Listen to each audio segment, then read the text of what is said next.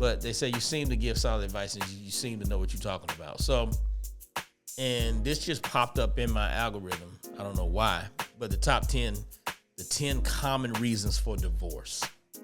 I think you should find your person and definitely lock it down once you know that you got your person. Lack of commitment, rushing into marriage, financial disagreements and stress, infidelity. Those are the top 4. Okay. I got an issue with people giving advice about marriage that ain't never been married.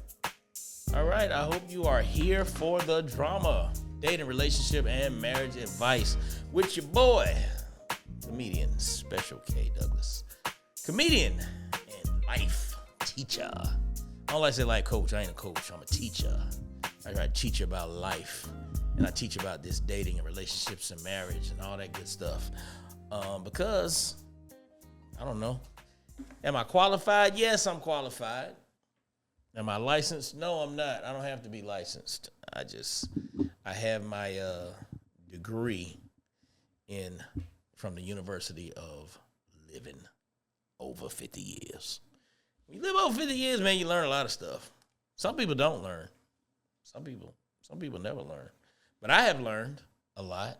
And I would be remiss not to share my wealth of knowledge because people, believe it or not, people call or people have reached out to me from hearing me talk about certain relationship things on air, on the morning show. People have reached out to me, send me emails, and I'm gonna for the next episode, I'm gonna pull up a couple of these emails. And people have actually asked me for my advice. They say, "Hey, listen to what you had to say about whatever situation I was talking about on the morning show that came to marriage and all that." And I just want to, I want to ask you about something. I want to present this situation to you and see what you think about it because you seem to give solid advice, even though a lot of times it's based in humor. But they say you seem to give solid advice and you seem to know what you're talking about. So, and I do. I got to toot my own horn. I do. And I do get really good advice because I've been through. When you've seen a lot, you know a lot. And when you know a lot, you can kind of show a lot. I was looking at something in regard to divorce. And this just popped up in my algorithm. I don't know why, but the 10 common reasons for divorce. And I try to encourage people. They say I'm a marriage snob because I like people to be married. I like seeing people get married and be married. And this is something that actually Shannon Sharp was talking about the other day. He was talking about a couple of young athletes in particular that need to be married because he said the superstar athletes that you see tend to be married. Now, I don't know what the whole context of that conversation was, but I don't know if Shannon needed to really be the one delivering that message because apparently he didn't get that message himself because had he been married these last couple years, he might not be dealing with the stuff he's dealing with right now. But I am a person that's a big advocate for marriage. I think you should find your person and definitely lock it down once you know that you got your person. But this thing about divorce popped up, and they listed 10 things at least that are the top reasons for people getting divorced. Lack of commitment, rushing into marriage, financial disagreements and stress, infidelity. Those are the top 4, okay? I'm going to get the top 5. Unrealistic expectations and unmet needs. These are all things that if you follow the advice that I've been given for the last, I don't know how long, you can avoid these things. Now, this comes from somebody that's been married for a long time. A long time. And people like us are the ones that you need to take. Now, I'm talking to people that's either thinking about getting married or newly married or been married for a little while. We're the people that you need to be listening to when it comes to what to do in your marriage. People who've been in it for a long time. And people gave Steve Harvey a lot of grief few years back when he did Think Like a Man, and when he was, he's big on giving relationship and marriage advice. People give him a lot of grief because they were saying, well, you've been divorced 3 times. Okay, but at least he's been married 3 times, all right? At least he's been there. You got other folks out here on the radio and on the internet giving advice. They ain't never had a spouse. Kendra G. Cheyenne Bryant. I ain't gonna call you doctor. I don't know what kind of doctor you is. R. What is it? Is or R? What kind of doctor you are? What kind of doctor you claim to be? Yeah, R. So I got an issue with people giving advice about marriage that ain't never been married. Or if you've been married for a year, what the hell you doing giving advice? You ain't wet yet. You ain't wet. And when I say wet, I'm talking about like in street terms. Like, do you know what it means to get wet when in terms of like gang related mafia type stuff? You got to be wet in order for people to. And I used to, way back in the day, in my early days of adulthood, I used to be involved in activities that I'm not proud of. But back then, you got to be wet. That means you got to have some bodies. You got to have some experience in some dirty work. And the same thing with giving marriage advice. You got to be wet. That means you got to have been in it, preferably in it for a minute, before you go out here and start telling people how to do this. Because lack of commitment, rushing into marriage, financial disagreement, stress, infidelity, unrealistic expectations, and unmet needs. If you talk to somebody that's been in it for a while, you talk to somebody that's already wet, they can help you to avoid these things. Lack of commitment. What the hell does that mean? Lack of commitment. I mean, one person trying, one person ain't. Chris Rock said it best. I forgot what he said. He said something about moving a couch. He said moving a couch. He said if 2 people can move a couch, but both of them got to be working. You know what I mean? Both of them got to be lifting. 2 people can't move a couch if one person has their end lifted up and is pulling or carrying, but the other person's just standing there. That ain't gonna work. Both people have to work. Rushing into marriage. Now this I don't agree with. I only agree rushing into marriage is a bad thing. I only agree with that if you're rushing into it for the reasons of physical attraction. So many people think they mistake physical attraction and those endorphins and what's the word I'm looking for when you first meet somebody and you super hot for that person? What's the dopamine? The dopamine, when that dopamine is really flowing. Like when you jump in, that's like them dudes who go to a strip club and for some reason you take a liking to the stripper, and for some reason, and this is a 1 in a million chance, but for some reason she likes you and wants to take you out and just show you a great time this weekend, and Monday morning you run to the courthouse and marry her. No.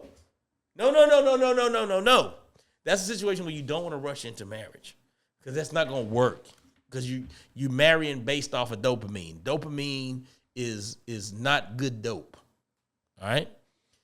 But if you find your person, because I know people that have known each other and dated for a very short period of time and got married, and it actually worked out. Because when you know. Now, those occasions are rare. Those situations ain't the norm, but it happens. You know what I mean? Financial disagreements and stress. When you know who you're with, and when y'all can discuss things openly and honestly, you can avoid those type of things. Financial disagreements and stress. That's like, she's spending behind my back, or, he didn't tell me he had bad credit, or, stuff like that.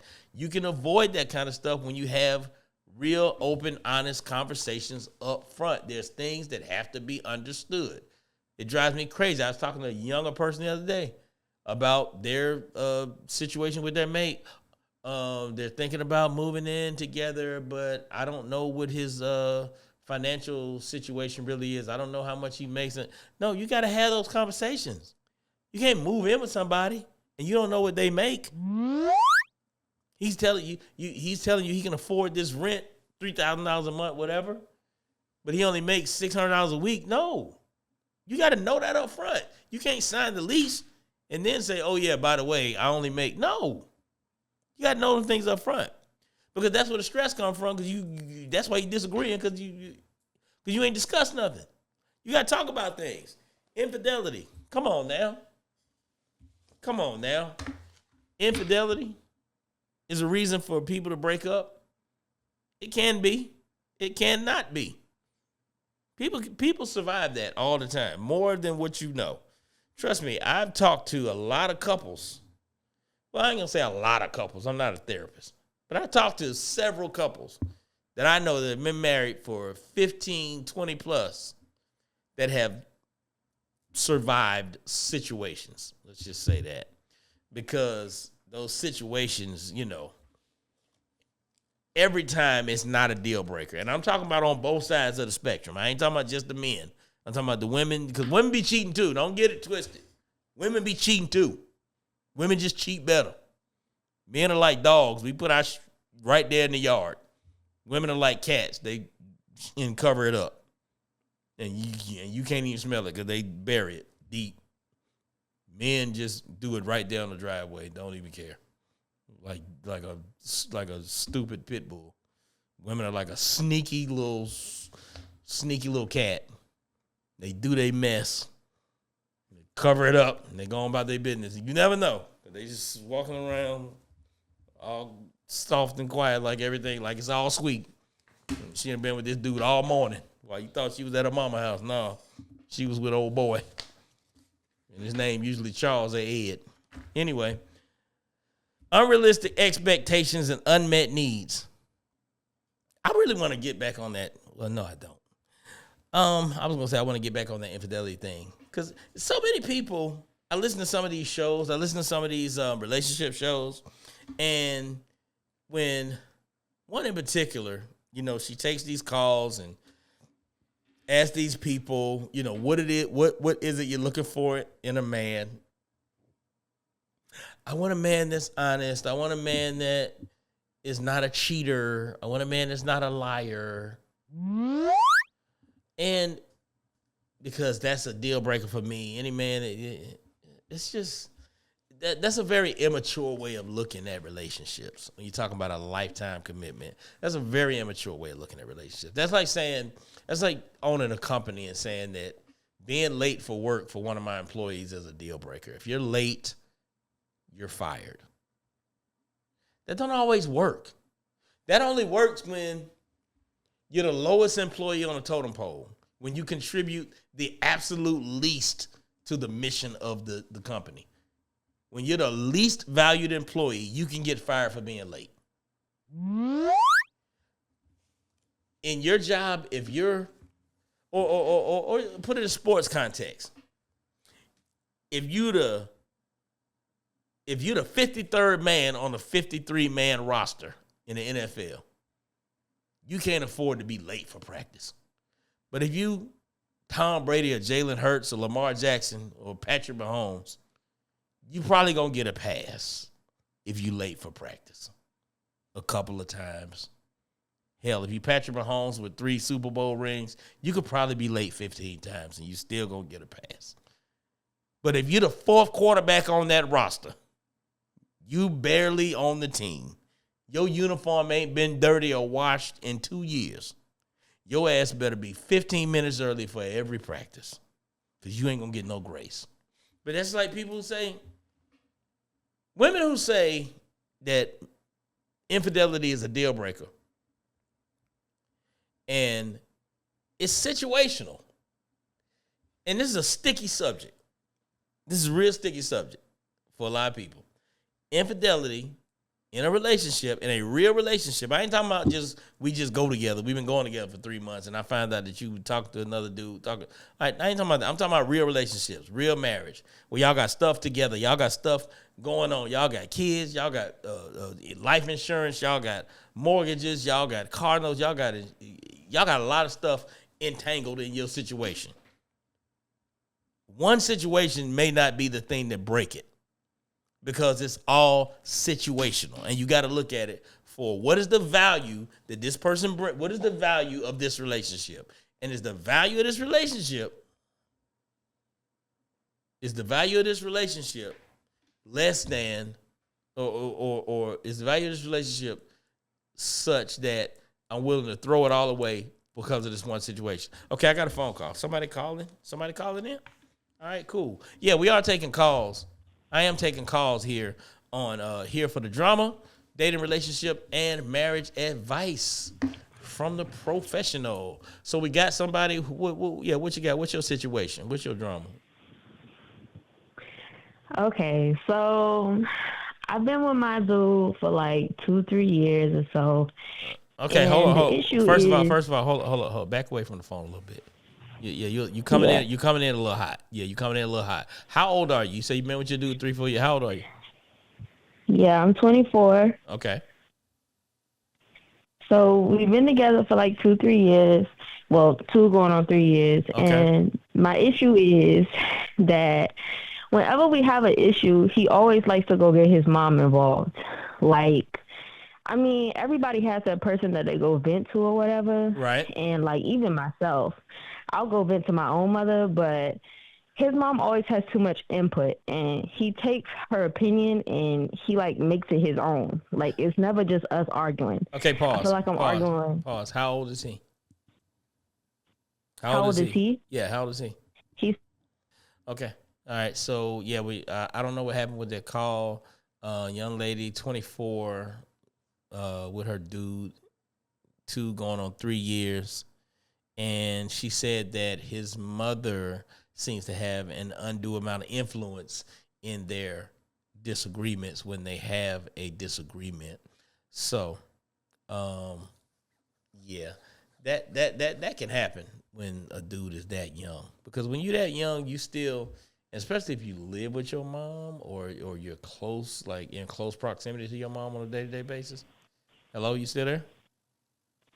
I'm here. I Okay. couldn't hear you for a second, but I'm here. Okay, so yeah, if your dude lives with his mom or she's close to his mom and in close proximity to her on a day to day basis, and he has a very close relationship with her, uh, at some point you're gonna have to, because he sounds like he might still be